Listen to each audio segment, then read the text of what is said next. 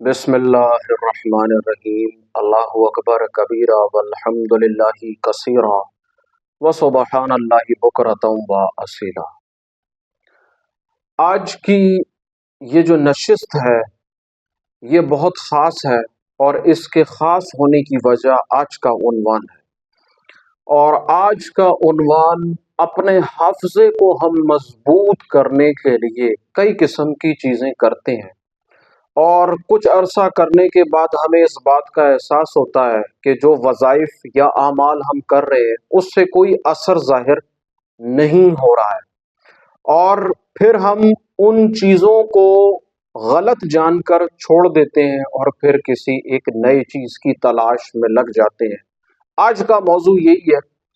کہ اگر آپ چاہتے ہیں کہ آپ کا حافظہ مضبوط ہو جائے، آپ کا سینہ جو ہے وہ وسیع ہو جائے، تو ہم اس کے لیے جو دعائیں کرتے ہیں یا جو وظائف کرتے ہیں اس سے اثر ظاہر کیوں نہیں ہوتا ہے۔ اور آج آپ کے لیے جو ہے وہ ایک قیمتی موتی بھی لے کر آیا ہوں جو حافظے سے جڑا ہے۔ اگر آپ اس کو کریں گے تو انشاءاللہ تعالی نور کی جو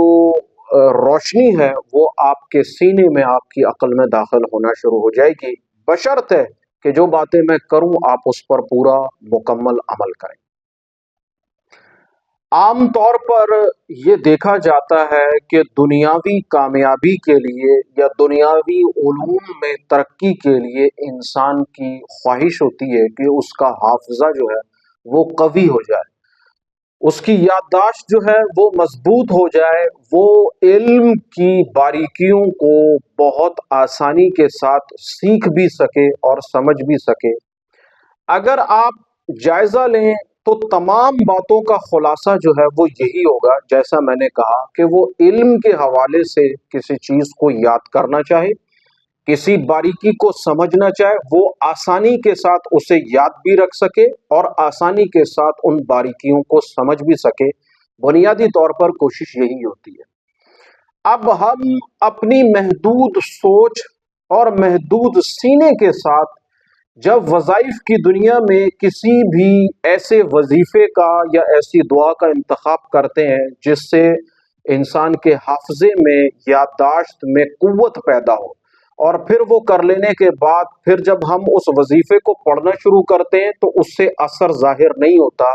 اس کی بنیادی وجہ کیا ہے؟ اس کی بنیادی وجہ آپ کی محدود سوچ ہے۔ اکثر اوقات یہ دیکھا گیا ہے کہ ہم اپنی دنیاوی زندگی کو لے کر اپنی زندگی کا شعبہ منتخب کرتے ہیں۔ مثال کے طور پر ایک چھوٹا بچہ جو ہے جب وہ تعلیمی میدان میں قدم رکھتا ہے تو وہ کس سوچ میں چلنا چاہتا ہے، اس کی خواہش کیا ہے، اللہ تبارک و تعالیٰ نے یا قدرت نے اسے کس کام کے لیے پیدا کیا ہے اور کن صلاحیتوں کا وہ مالک ہے،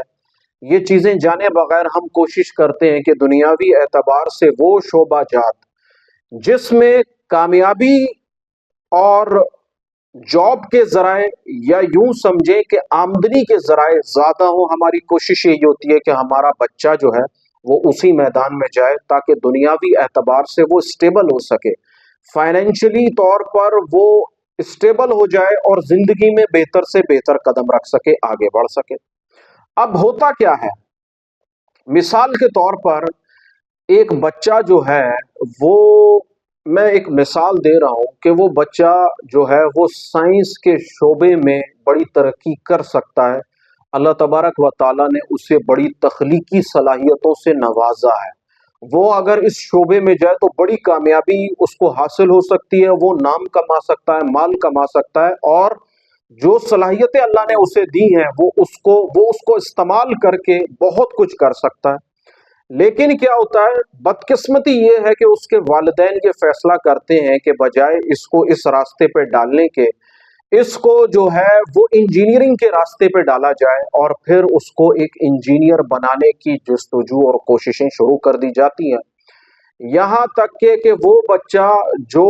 سائنس کے شعبے میں آگے جانا چاہتا ہے وہ انجینئرنگ کے شعبے کی طرف چلنا شروع کر دیتا ہے،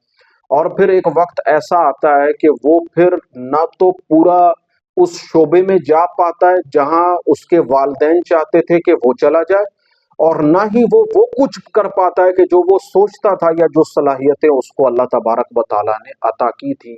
بنیادی طور پر سب سے بڑی جو غلطی ہے وہ یہاں ہوتی ہے، اب اس میں ہمارے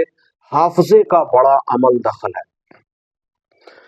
اللہ تبارک و تعالیٰ نے انسان کو جس مقصد کے لیے جن صلاحیتوں کو دے کر دنیا میں بھیجا ہے، اگر آپ انہی صلاحیتوں پر محنت کریں وظائف کی صورت میں، اعمال کی صورت میں، تو آپ کو اس میں ترقی محسوس ہوگی۔ لیکن اگر جو صلاحیت اللہ تعالیٰ نے آپ کو دی ہی نہیں ہے، اس کے حوالے سے اگر آپ کوشش کریں گے کہ وظائف سے وہ چیزیں مجھے حاصل ہو جائیں، میری عقل ان باریکیوں کو سمجھنا شروع کر دے، تو پھر وظائف وہاں کام نہیں کریں گے۔ یہ ہماری زندگی کا المیہ ہے۔ ہم کامیابیوں کو دیکھتے ہیں، ہم اس انسان کی صلاحیت کو نہیں دیکھتے۔ بہت سارے لوگ ایسے ہیں جو دینی راستے پہ چلنا چاہتے ہیں، لیکن مجبوراً وہ دنیاوی معاملات کو لے کر جو ہے چلنا جو ہے ان کی مجبوری ہے۔ پھر اس کا نتیجہ یہ نکلتا ہے کہ نہ تو وہ دنیاوی طور پر کامیاب ہو پاتے ہیں، نہ ہی دینی طور پر کامیاب ہو سکتے ہیں۔ تو آج کا یہ جو بنیادی نقطہ ہے، وہ نقطہ یہ ہے کہ وہ صلاحیتیں جو اللہ تبارک و تعالیٰ نے آپ کو عطا کی ہیں، اگر وہ صلاحیتوں پر آپ محنت کر رہے ہیں اور پھر اس کے ساتھ حافظے کے حوالے سے کسی وظیفے کو اختیار کریں، تو آپ کو جو ہے اس کا جو رزلٹ ہے وہ 100% ملے گا، کیونکہ جو کچھ اللہ نے آپ کو عطا کیا ہے آپ اسی پر محنت کر رہے ہیں۔ ایسا نہیں ہے کہ بنیادی طور پر آپ کی جو تعلیم ہے وہ ایک میڈیکل شعبے سے ریلیٹ ہے، لیکن آپ کو طب کا بھی شوق ہے، تو آپ کیا کر رہے ہیں کہ طب کے حوالے سے اس چیز پر محنت کرنے کی کوشش کر رہے ہیں کہ کسی طریقے سے میرا حافظہ جو ہے وہ طب کو قبول کر لے۔ تو ایسا ہرگز نہیں ہوگا۔ اگر اللہ تبارک و تعالیٰ نے آپ کو صلاحیتیں ڈاکٹر کے حوالے سے دی ہیں، میڈیکل شعبے کے حوالے سے دی ہیں، تو وہیں آپ کا حافظہ، آپ کی یادداشت، آپ کا سینہ کام کرے گا۔ اور اگر بالفرض آپ ڈاکٹر بن گئے ہیں لیکن آپ کی جو توجہ ہے وہ طب کی طرف ہے، قدرت نے آپ کو طب کی صلاحیتیں دی ہیں، تو جب آپ طب کے حوالے سے کسی وظیفے کو، کسی یادداشت کے عمل کو اختیار کریں گے، تو انشاءاللہ تعالیٰ طب کے حوالے سے آپ کا سینہ جو ہے وہ وسیع ہو جائے گا، عقل جو ہے اس میں وسعت پیدا ہوگی، یادداشت قوی ہو جائے گی۔ تو بنیادی نقطہ جس طرح میں نے بتایا یہی ہے کہ جو صلاحیتیں آپ کو دی گئی ہیں، آپ کے سینے میں، آپ کی عقل میں موجود ہیں، اگر آپ ان پر محنت کریں گے، اس کے حوالے سے وظائف کو اختیار کریں گے، تو ضرور نفع ہوگا۔ اگر آپ اس سے ہٹ کر وظیفہ تو پڑھ رہے ہیں لیکن وہ صلاحیت اللہ نے آپ کو دی نہیں ہے جس طرف آپ جانا چاہ رہے ہیں، تو پھر آپ کو یہ احساس ہوگا کہ میں یادداشت کے لیے یا اپنے حافظے کو قوی کرنے کے لیے وظیفہ تو پڑھ رہا ہوں، دعا تو پڑھ رہا ہوں، لیکن اس کا رزلٹ نہیں معلوم ہو رہا ہے۔ تو آج آپ کی خدمت میں وہ نایاب موتی لے کر حاضر ہوا ہوں جو میں نے آپ کو ابتدا میں بتایا تھا، لیکن اس صورت میں کہ جو صلاحیتیں اللہ نے آپ کو دی ہیں، اگر آپ اس پر محنت کر رہے ہیں، اس وظیفے کو اختیار کریں گے، آپ کو اس کا رزلٹ جو ہے وہ چند دنوں میں مل جائے گا۔ وہ قیمتی موتی کیا ہے؟ دیکھیے، سب سے پہلے نماز کی پابندی از حد ضروری ہے۔ اگر آپ نماز نہیں پڑھتے ہیں تو کوشش کریں لازماً کوشش کریں کہ نماز پڑھیں۔ نماز اولین عبادت ہے، فرض عین ہے۔ اگر کوئی اس میں کمی کوتاہی کر رہا ہے تو باقی چیزیں تو پھر نفل کا درجہ رکھتی ہیں۔ تو اول فرض ہے، فرض نماز کے بعد آپ نے ایک مرتبہ سورہ ابراہیم کی پہلی 4 آیات الف لام را سے لے کے عزیز الحکیم تک، یہ 4 آیاتیں ہیں، 4 لائنوں کی ہیں، ان کو یاد کر لیجئے۔ کسی بھی نماز کے بعد یا ہر نماز کے بعد جس طریقے سے آپ کو فرصت ہو، اگر آپ کسی ایک نماز کے بعد پڑھنا چاہ رہے ہیں تو پھر صبح و شام، یعنی کہ فجر کی نماز کے بعد اور مغرب کی نماز کے بعد آپ نے 3 مرتبہ درود پاک کے بعد ایک مرتبہ جو ہے وہ سورہ ابراہیم کی پہلی 4 آیات کو پڑھ کے اپنے سینے پر، اپنی عقل پر، اپنے قلب پر جو ہے وہ دم کرنا ہے۔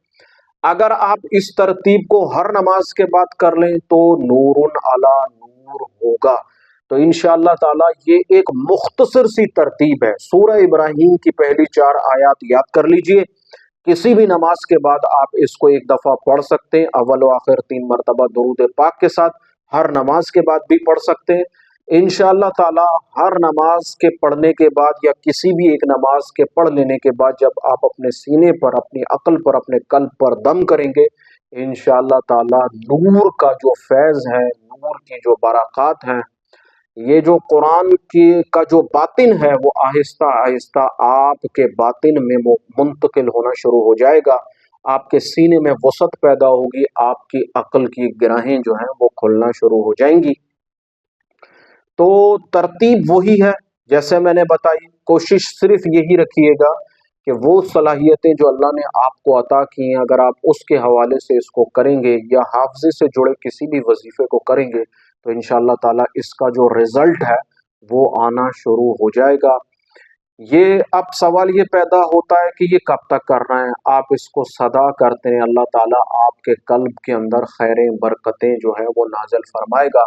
قرآن کریم فرقان حمید سے جب آپ اس سورہ ابراہیم کی 4 آیات کو یاد کرنا شروع کریں، یاد کر لیں تو نور علی نور ہے، ورنہ قرآن سے دیکھ کر بھی پڑھ سکتے ہیں، تو کوشش کیجیے گا اس کے ترجمے کو لازمی پڑھیں، تو انشاءاللہ تعالی ترجمہ پڑھ کر سمجھ کر اس عمل کو کرنے سے اس عمل کا فیض جو ہے وہ بڑھ جائے گا۔